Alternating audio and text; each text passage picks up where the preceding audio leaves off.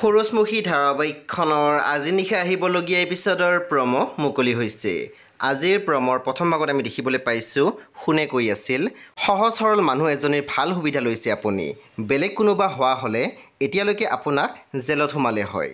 তাৰপিছত আমি প্ৰমত দেখিবলৈ পাইছোঁ মনজিৎ পাজিক কৈ আছিল, মই একো নিবিচাৰোঁ তোমালোকৰ পৰা, কেৱল তোমাৰ আৰু গুড্ডুৰ লগত থাকিবলৈ দিয়া মোক।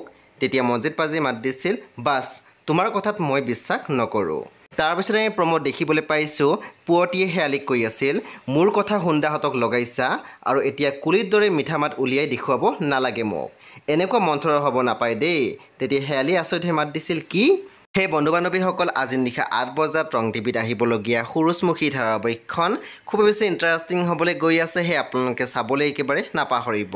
পৰৱৰ্তী আপডেটৰ বাবে আপোনালোকে মোৰ চেনেলটো ছাবস্ক্ৰাইব কৰি কাষত থকা বেল আইকন টিপি দিবলৈ একেবাৰে নাপাহৰিব। আৰু প্লিজ আপোনালোকে মোৰ ভিডিঅ' এটা লাইক কৰি দিব।